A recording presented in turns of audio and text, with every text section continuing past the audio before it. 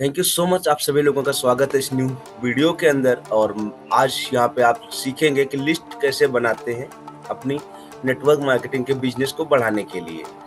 तो सबसे पहले मैं आपको बताता हूँ, जो पहला नंबर आपको देखना है, कम से कम मिनिमम से मिनिमम 150 लोगों की लिस्ट आपको अभी अपनी पहले बना लेनी है। और वो 150 लोग कौन होंगे वो आपको जैसे जैसे हमारा ये वीडियो आगे बढ़ेगा, सेशन आगे बढ़ेगा, आपको चीजें देखने को मिल जाएंगी वो कहाँ से आते हैं। तो 150 लोगों की पहले पॉइंट पे ही आप बनाएंगे लिस्ट। जब भी आप लिस्ट बनाने चलेंगे तो आप लोग डायरी जरूर प्रिपेयर करेंगे, और बिना डायरी के शायद लिस्ट नहीं बन पाती है। क्योंकि हमारे सबके माइंड में क्या होता है, कई बार मेरे मोबाइल में तो 500 नंबर है, 1000 नंबर है, तो मेरी तो लिस्ट वैसे ऑलरेडी बहुत सारी हो गई है।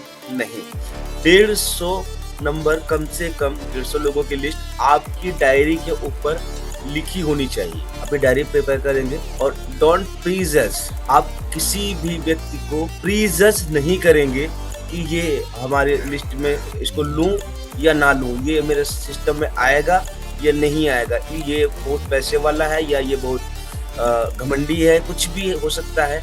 तो उस चीज को आप अभी प्रीजज नहीं करेंगे। अभी आपके माइंड में जो जो लोग आ रहे हैं, जिनके जीवन में आप परिवर्तन लाना चाह रहे हैं, उन सब लोगों की लिस्ट बनानी शुरू कर देंगे। उसमें सोचना विचारना नहीं करेंगे, ज्यादा दिमाग नहीं लगाएंगे, क्योंकि ये एक फार्मूला है। अगर आप इस फार्मूले पे चलते हो तो आपका बिजनेस ग्रो करता है। जब फार्मूला जहाँ पे आ जाता है वहां पे हमें ज्यादा दिमाग लगाने की आवश्यकता नहीं पड़ती है। जितने लोगों को आप हेल्प करने का प्रयास कर रहे हो, जा रहे हो, उतने भी उन सभी लोगों का लिस्ट तरीके से बनाओ, और जितना हो सके उनकी ज्यादा से ज्यादा चीजों को अपने अंदर ला सको। एक मेमोरी यूजर्स होता है, जो हमारा फ्रेंड सर्कल आता है, उसके थ्रू हमें लिस्ट कैसे बनानी होती है, उस फ्रेंड्स का उपयोग हमें कैसे करना है अपने अंदर, ये फार्मूला धीरे धीरे आपके पास सामने आने वाला है। उस फार्मूले के ऊपर हमको अपनी लिस्ट क्रिएट करनी है। Always seek the list of your teammates. जितने भी आपके टीममेट्स हैं, जितने लोग आपके साथ में हैं, सभी लोगों का आपको लिस्ट खुद का ही बनाना है और इसी तरीके से बनवाना है और चेक करना है अपनी लिस्ट को, और उनकी लिस्ट को चेक करना है।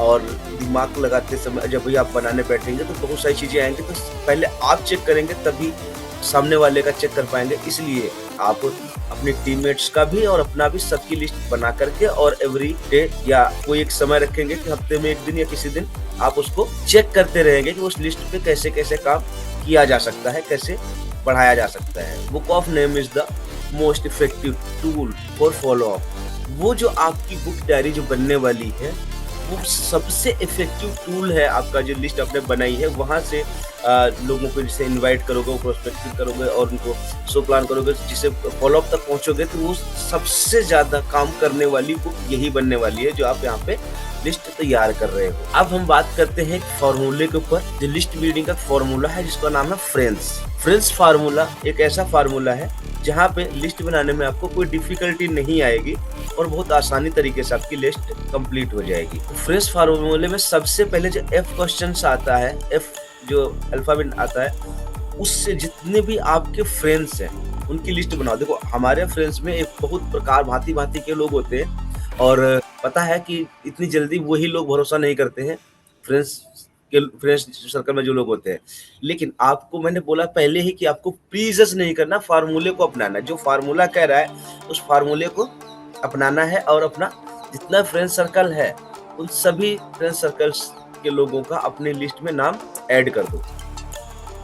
आगे हम बताएंगे उसके और क्या क्या चीजें होती हैं। पहले आप फ्रेंड्स किस पे जाते हो, उसके बाद आता है आर का मतलब होता है रिलेटिव। जितने भी आपके रिलेटिव हैं, रिश्तेदार हैं, जो शादी ब्याह में खाने के लिए आते हैं, और वैसे जरूरत पड़े तो शायद देखने को नहीं मिलते हैं, जरूरत समय पे ही वो आते हैं। तो ऐसे जो रिलेटिव आपके हैं, रिलेशन जो आते हैं, उन लोगों के नाम अपने इसके अंदर लिखोगे, ये फार्मूले के तरीके से। दूसरा, आई फॉर इंस्टीट्यूट या कोई इंडस्ट्रीज, जहाँ भी आप पढ़ते थे या कहीं जहाँ कहीं आप इंडस्ट्री वगैरह में काम करते थे, किसी इंडस्ट्री को उठा लो। जैसे कि किसी अभी पीछे एक सर बता रहे थे कि जोमेटो वालों को उठा लो, उनकी बहुत बड़ी लिस्ट होती है, ऑटो वालों को उठा लो, उनकी बहुत बड़ी लिस्ट होती है। आप किसी भी एक इंडस्ट्री को पकड़ सकते हो जो आपके आसपास में हो, जिसके बारे में आपको नॉलेज हो, या तो आप जहाँ आप पढ़ रहे थे अब तक, वहाँ के जो एरिया के वो जो पढ़ाई हुए स्टूडेंट्स वगैरह थे, वहाँ पे सब तो आपके फ्रेंड्स नहीं थे, लेकिन जानकारी बहुत सारे लोगों की से थी आपकी।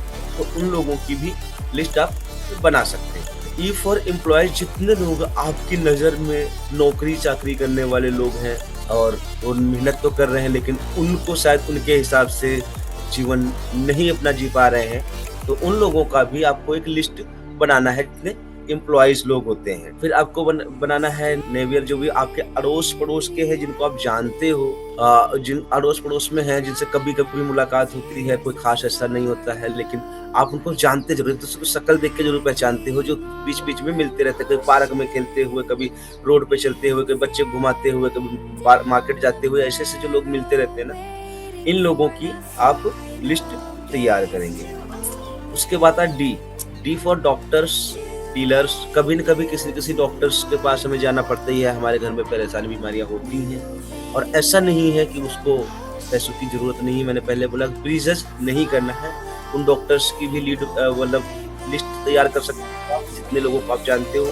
कुछ डीलर्स होते हैं जो कोई प्रॉपर्टी बेचते हैं या सेल परचेज करवाते हैं या किराए पे उठवाते हैं या कोई प्रोडक्ट का भी डीलर बनते हैं। ऐसे जो डीलर्स होते हैं उन लोगों की भी लिस्ट आप बना सकते हो, क्योंकि ये लोग आगे बढ़ने के लिए होते हैं। लास्ट में आता है स्ट्रेंजर्स। स्ट्रेंजर्स जो होते हैं ये सबसे बड़ी लिस्ट होती है, ये लिस्ट सबसे बड़ी होती है। ये कौन होते हैं? ये जो हम लोग को बताते हैं ना, कभी ऑटो में जा रहे हैं, कार में जा रहे हैं, बस में जा रहे हैं, ट्रेन में जा रहे हैं, कहीं भी जा रहे हैं, किसी से बात हुई, 2-4 बातें हुई तो उनका नाम नंबर लिया, उनको अपने लिस्ट में ऐड किया। नए नए लोग, ये ही लोग आपको सोशल मीडिया पे भी मिलते हैं और यही लोग आपको बस ट्रेन कहीं भी घूमने टहलने जाते हैं किसी काम, वहाँ पे मिलते हैं, इन्हें स्ट्रेंजर्स बोलते हैं। सबसे बड़ी लिस्ट आपकी इन्हीं से बनती है। आशा करता हूँ आपको फॉर्मूला पूरा कंप्लीट हुआ होगा।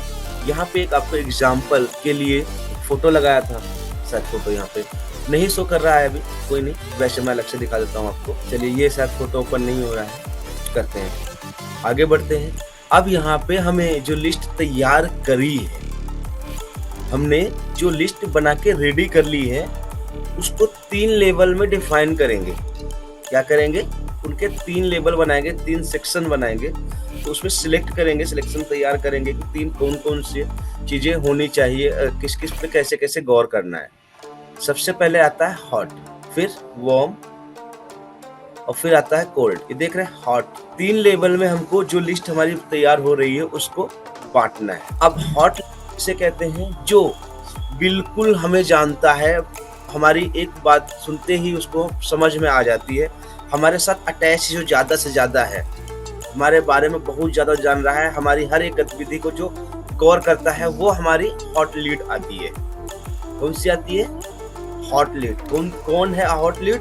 दोबारा समझना ध्यान से। जो लोग हमारे को जानते हैं, परखते हैं, समझते हैं, देख रहे हैं, वॉच कर रहे हैं, हमसे बार बार जल्दी जल्दी मुलाकात करते हैं, जल्दी जल्दी उनसे हमारे संपर्क होते रहते हैं, वो सभी लोग हॉट लिस्ट में आते हैं। और इसमें अब हॉट लिस्ट में आने के बाद में उन सब में से भी आपको डिफाइन करना है कि इनमें से कौन विजनरी है, कौन बड़ा सोचते हैं, कौन क्या काम करते हैं, उनको भी निकाल देना। वो उनसे बड़े हॉट हो जाएंगे। जो विजनरी है, बड़ा सोचते रहते हैं, जिनको नया करने का शौक रहता है, कुछ भी बड़ा करने में ध्यान देते हैं, उनको लेंगे तो ये और भी ज़्यादा आपके हॉट में आ जाएंगे।